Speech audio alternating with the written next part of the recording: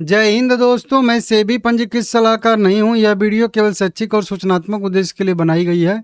Suzlon energy के बारे में बात करेंगे और साथ में वारी एनर्जी के भी बारे में यहाँ पे हम लोग इस वीडियो में बात करने वाले हैं। वारी एनर्जी में एक बढ़िया अपडेट आया है और वही अपडेट तो आना चाहिए था सुजलोन में भी, लेकिन अभी इसमें नहीं आया है, बाद में आएगा। यहाँ पे 52 रुपये का करेंट प्राइस ट्रेड कर रहा है सुजलोन एनर्जी लिमिटेड में। 1% की गिरावट यहाँ पे देखने के लिए मिल रही है। मार्केट भी आज फ्लैट ही है, ठीक है। और एक बार के लिए तो पॉजिटिव भी गया था लगभग आधे परसेंट, लेकिन फिर गिर गया। 4.5 करोड़ इक्विटी शेयर यहाँ पे इसमें ट्रेड हुआ है। 237 करोड़ रुपए के आसपास के 39-40% का डिलीवरी परसेंटेज देखने के लिए मिल रहा है भाई।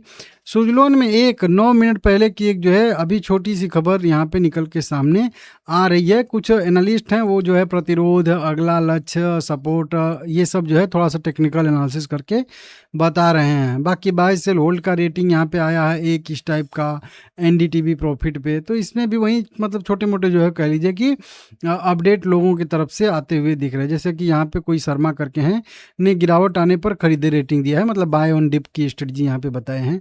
50 रुपये पे इनको जो है समर्थन दिख रहा है और 50 रुपये से उछाल मिल सकता है ऐसी संभावना है।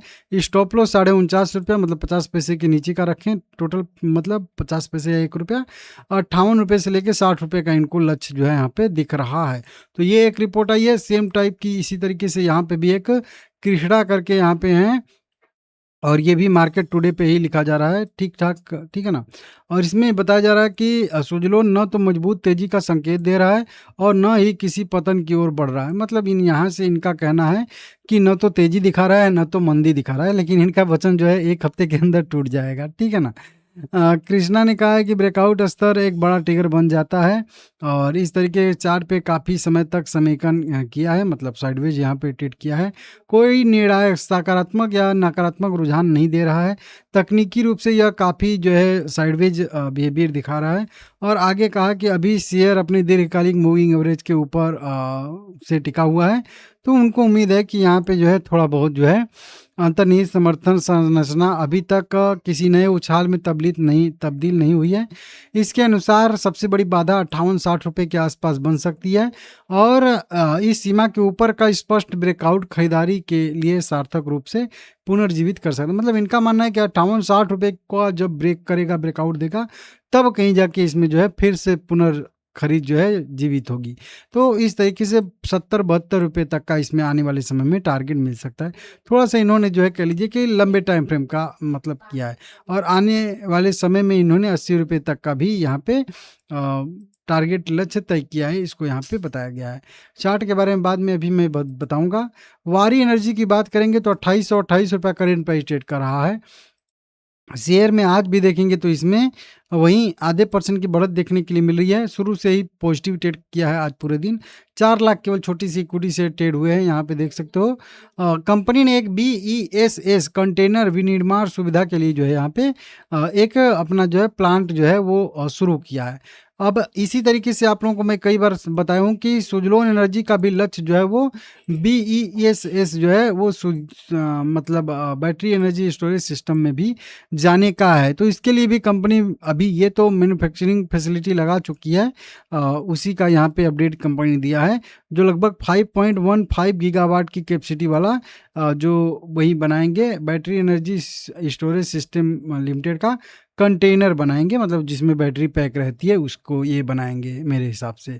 तो इस तरीके से बढ़िया एक काम किया इस कंपनी ने और इससे आगे आने वाले समय में बढ़िया होगा, ग्रोथ होगा इस कंपनी का, क्योंकि अब जब बनाएगी BS सेक्टर में मतलब एंटर करेगी तो वहाँ से भी बढ़िया रहेगा, ठीक है ना।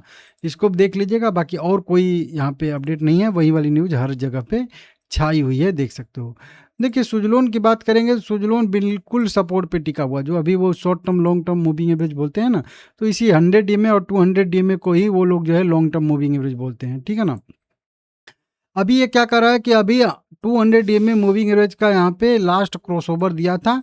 तो लास्ट जो क्रॉसओवर होता है ना, उस लास्ट क्रॉसओवर का जिस मतलब मूविंग एवरेज को क्रॉस करके मूविंग एवरेज ऊपर गए होते हैं, वो मूविंग एवरेज बहुत इंपॉर्टेंट रोल प्ले करता है। उसके ऊपर जब तक शेयर है तब तक पॉजिटिव माना जाता है और उसके नीचे आता है तो निगेटिव। इसको मैं आसानी भाषा में समझा दूँ कि देखिए यहाँ पे क्या हुआ था कि 20 डीएमए ने 50 को ब्रेक किया था तो 50 का महत्व था, फिर 20 डीएमए ने 100 का ब्रेकआउट दे दिया, 100 को क्रॉसओवर दे दिया तो 100 का महत्व हो गया। फिर से उसके बाद तुरंत जो है यहाँ पे 20 डीएमए ने 50 डीएमए ने 100 को क्रॉस कर दिया तो 100 का महत्व हो गया।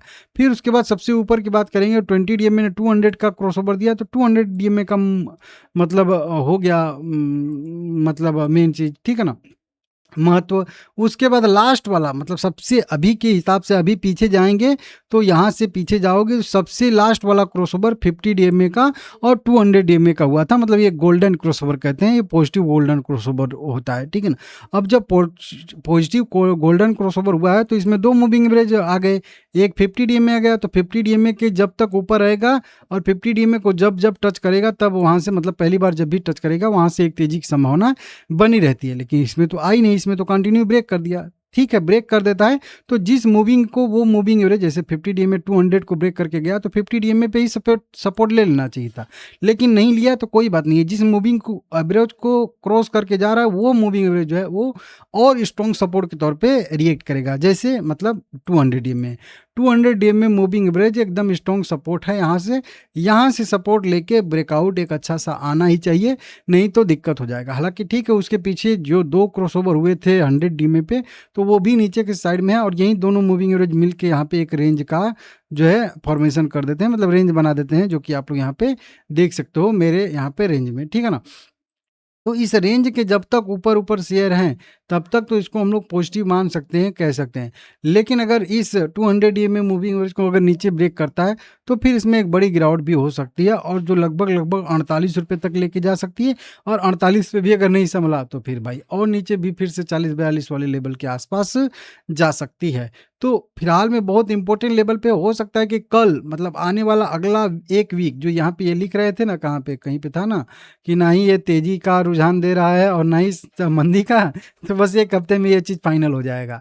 कैसे फाइनल होगा? एक हफ्ता के अंदर अंदर इसमें एक इस टाइप का मोमेंटम आ सकता है या इस टाइप का ही गिरावट एक आ सकता है, मतलब सेम टू सेम एक इस टाइप की तेजी या एक इस टाइप की गिरावट यहाँ पे आ सकती है। एक स्टेप की, जिसको कहते हैं गिरावट, एक स्टेप की यहाँ पे गिरावट आ सकती है। अब एक स्टेप की गिरावट यहाँ पे आएगी अगले 1 से 2 हफ्ते में, तो वो लगभग 48 रुपये के लेवल तक आ सकती है, और वहाँ से अगर एक स्टेप की तेजी आएगी तो फिर हम लोग के जो ऊपर की साइड में जो मेन रेजिस्टेंस है, जो ये भी दोनों मूविंग एवरेज ही है, 20 डीएमए और 50 डीएमए था, लेकिन अब जो है थोड़ा सा कह लीजिए कि बदल गया है, क्योंकि मूविंग एवरेज हमेशा मूव करता रहता है ना, इसकी वजह से। तो ये जो है ये लेवल पे आ जाएगा, मतलब 57-58 रुपये तक एक मोमेंटम आ जाएगा। तो एक बहुत जल्द मोमेंटम आप लोगों को या तो 57 रुपये तक का या फिर 47 रुपये तक का देखने के लिए मिल सकता है। वही चीज़ अगर बात करेंगे वारी एनर्जी लिमिटेड में, तो वारी एनर्जी का तो मैं चार्ट यहाँ पे लगाया नहीं हूँ, लेकिन ठीक है यहीं पे देख लेते हैं। ये भी साइडवेज बिहेवियर ही दिखा रहा है, 2800 के सपोर्ट पे है, तो यहाँ से इसमें भी तेजी की एक संभावना बन रही है, जो इसको लगभग 3400 रुपये तक लेके जा सकती है। इस तरीके से इसमें एक पैटर्न यहाँ पे बनता हुआ नजर आ रहा है। तो इसमें मेरा तेजी का व्यू रहेगा वारी एनर्जी लिमिटेड में। लाइक करके चैनल सब्सक्राइब कर लीजिएगा।